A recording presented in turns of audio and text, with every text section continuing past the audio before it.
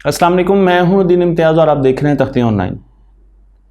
हम सेल्स को प्रोग्राम करने जा रहे थे और सेल्स को प्रोग्राम करने के लिए स्टेम सेल्स की ज़रूरत थी, लेकिन अब मैं आपको लेकर जा रहा था एक ऐसे तरीके की तरफ जो कि 1940 में बनाया गया था, बताया गया था, और इसे बताने वाले थे डॉक्टर हैरोल्ड एम वाइनट्रॉप, जो कि अमेरिकन साइंटिस्ट थे, और उन्होंने स्किन सेल से डायरेक्टली ब्रेन सेल बना लिए थे। अगर आपको ये बात समझ नहीं आ रही तो आप इससे मुतल्लिक मेरी पिछली वीडियो देख सकते हैं, जो कि नीचे लिंक में भी दी गई है।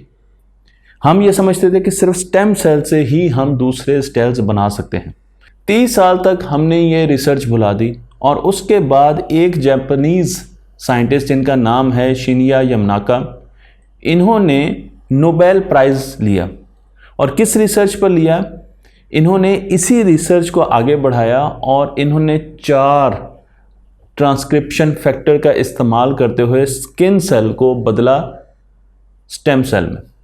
यानी पहले हम स्टेम सेल लेते थे बच्चों की पैदाइश से, एम्ब्रियोनिक स्टेजेस से।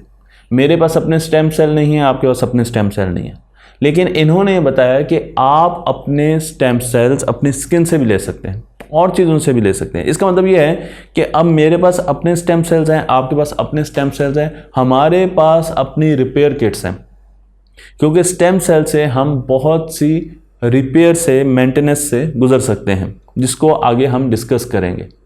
इनके साथ एक और साइंसदान काम कर रहे थे जिनका नाम है मैरियस वर्निक, और उन्होंने तकरीबन हर सेल को दूसरे सेल में बदलने की कोशिश की। उन्होंने स्टेम सेल को न्यूरॉन्स में बदला, उन्होंने स्टेम सेल का प्रोग्राम चेंज किया, जीनोमिक मटेरियल चेंज किया, जेनेटिक कोड चेंज किया और उसे न्यूरॉन्स में बदल दिया। इसी तरीके से उन्होंने स्किन सेल को न्यूरॉन में बदला, फिर उन्होंने लिवर सेल को लिया और उसे भी न्यूरॉन में बदल दिया। मैं आपको इनकी वीडियोस भी यहाँ पर दिखाने जा रहा हूँ। और फिर आगे आए हमारे पास डॉक्टर मार्क कोटर, जो कि एक बहुत बड़ी कंपनी के CEO हैं, जो कि मैं आपको अभी बताने जा रहा हूँ। ये एक साइंसदान है और इन्होंने ये देखा कि जब भी ये स्टेम सेल्स को चेंज करने की कोशिश करते थे, बदलने की कोशिश करते थे किसी और सेल में, तो एक ख़ास किस्म का मसला आता था।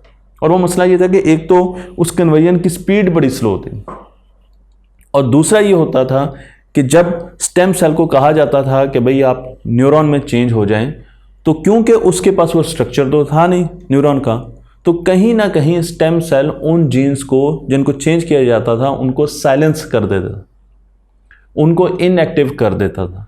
इसलिए जब 1000 सेल लिए जाते थे, और आप इस वीडियो में भी देख रहे हैं, तो उनमें से 1000 के 1000 सेल न्यूरॉन्स में नहीं चेंज होते थे, बल्कि उनमें से कुछ चेंज हो जाते थे, बहुत कम, और ज़्यादातर स्टेम सेल्स में ही रहते थे, क्योंकि उनकी जीन्स स्टेम सेल्स ने खुद ही इनएक्टिव कर दी। अब ये एक बहुत बड़ा मसला था।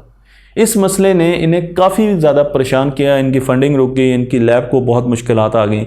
लेकिन उसके बाद इन्होंने एक नई टेक्नोलॉजी बनाई, और उस टेक्नोलॉजी के ज़रिए इन्होंने जितने भी स्टेम सेल्स थे उन सब को न्यूरॉन्स में, या जिसमें वो बदलना चाहते थे, उनमें बदलना शुरू कर दिया। आसान ज़ुबान में इन्होंने बताया है कि आपने एक एंटर का बटन बनाया है, यानी जब आप एक प्रोग्राम लिखते हैं और उसके बाद जब आप एंटर दबाते हैं तो वो पूरा प्रोग्राम एग्जीक्यूट हो जाता है। बिल्कुल इसी तरीके से इन्होंने एक टेक्नोलॉजी बनाई जिसका नाम है ऑप्टी-ऑक्स टेक्नोलॉजी। ये बिल्कुल ऐसे ही काम करती है जिस तरीके से एंटर का बटन काम करता है। तो इस टेक्नोलॉजी के आखिर में रन किया जाता था, और उससे जितने भी आपने स्टेम सेल्स दिए थे वो दूसरे सेल्स में, अगर न्यूरॉन्स में चेंज करें तो वो न्यूरॉन्स में, ब्रेन सेल्स में कन्वर्ट हो जाते थे, और उसके साथ साथ उनका फंक्शन भी वैसा होना शुरू हो जाता था। मैं आपको यहाँ पर ये वीडियो दिखा रहा हूँ। इस वीडियो को आप हैरानी से भी देखें और देखें कि किस तरीके से stem cells Aahista Aahista neuron में बदलते जा रहे हैं, किस तरीके से उनके स्ट्रक्चर्स बदलते जा रहे हैं, उनके कनेक्शंस बदलते जाते हैं, उनकी स्टेम बन रही है, उनकी टेल बन रही है, उनके डेंड्राइट्स बन रहे हैं, शाखें बन रही हैं, और बड़े आराम से आपको आखिर में नज़र आएगा कि वो सारे के सारे न्यूरॉन्स में कन्वर्ट हो चुके हैं। बहुत ही हैरत अंगेज़ ये इजाद है। अच्छा, अब उन्होंने साइलेंसिंग को ख़त्म कैसे किया? उसके लिए उन्होंने जेनेटिक हार्बर साइट्स ढूंढी। उन्होंने कुछ स्पेशलाइज्ड प्रोग्राम DNA के अंदर जगह जगह पर बीच में इंसर्ट किया।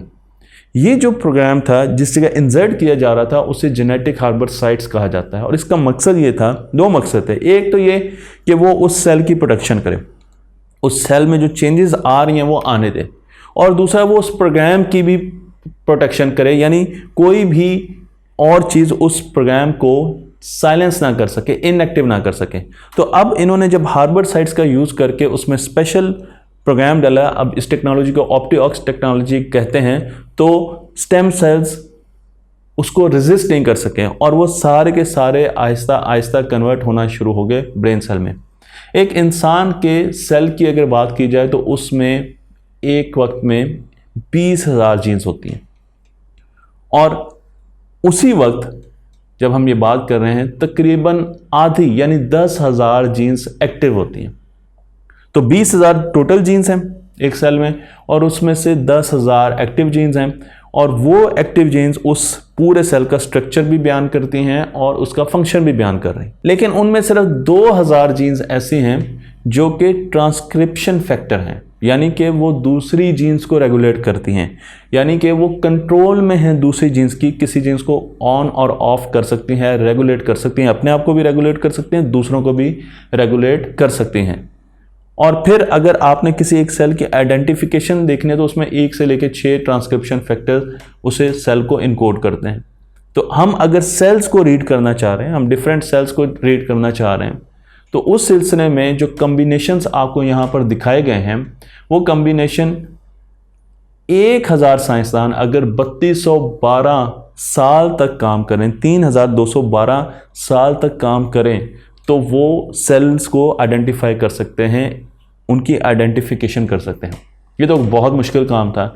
इस काम को आसान बनाया आर्टिफिशियल इंटेलिजेंस ने, और साथ उन्होंने कोलैबोरेट की और यूनिवर्सिटीज़ के साथ, जिन्होंने ऐसे ट्रांसक्रिप्शन फैक्टर जो कि इससे ताल्लुक़ नहीं रखते थे और ऑब्वियस थे उनको बाहर निकाला और इस कम्बिनेशन के नंबर को कम से कम किया और उस पर काम करना शुरू कर दिया।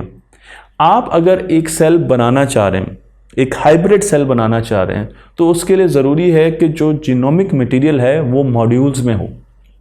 बिल्कुल ऐसे ही जैसे लिगो होता है, लिगो के खिलौने अगर आपस में छोटे मॉड्यूल में और एक से दूसरे से जुड़ जाए तो हम नई चीज़ें बना सकते हैं।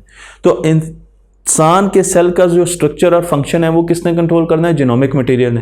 तो अगर जीनोमिक मटेरियल मॉड्यूल्स में है हमारे पास तो हम उसे जोड़ सकते हैं। और जब हमने देखा तो हमें राइट साइड की जो पिक्चर है वो सही नज़र आई, जिसमें जीनोमिक मटेरियल मॉड्यूल्स में है, सब प्रोग्राम्स में है।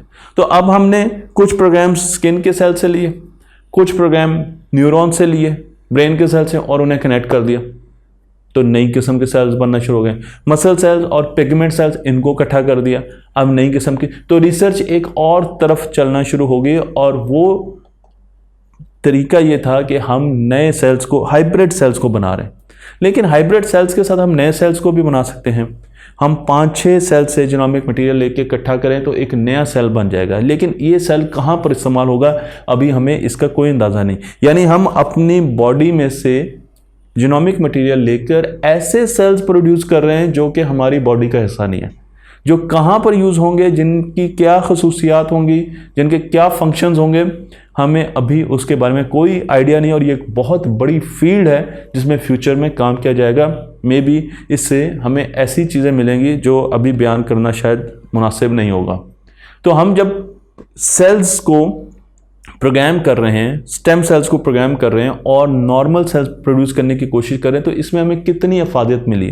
मैं आपको यहाँ पर स्टेम सेल्स दिखा रहा हूँ कि स्टेम सेल्स को डिफ्रेंशिएट करके हम मुख्तलिफ़ किस्म के सेल्स में ला सकते हैं, लेकिन इसके लिए हमें एम्ब्रियोनिक स्टेजेस से गुजरना पड़ता है। तो अगर हमने स्टेम सेल्स लेने तो बहुत देर पा काम है कि 8-9 महीने लगते हैं ऐसे कि हम स्टेम सेल्स ले सकें, और वो भी नए यानी पैदा होने वाले बच्चों से ही ले सकते हैं। हमारे स्टेम सेल्स तो हो नहीं सकते।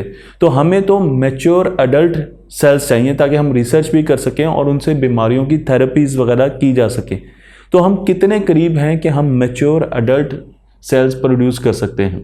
मैं आपको यहाँ पर एक मैप दिखा रहा हूँ जो कि डॉक्टर मार्क ने ही दिया है, और इस मैप में आपको सिर्फ लिवर के सेल्स दिखाए गए हैं। जो ऊपर वाली तरफ है, ऊपर एडल्ट सेल्स हैं, नीचे फीटस सेल्स हैं, यानी कि बच्चे की पैदाइश होने से पहले के सेल्स, और बीच में मुख्तलिफ और किस्म के सेल्स हैं।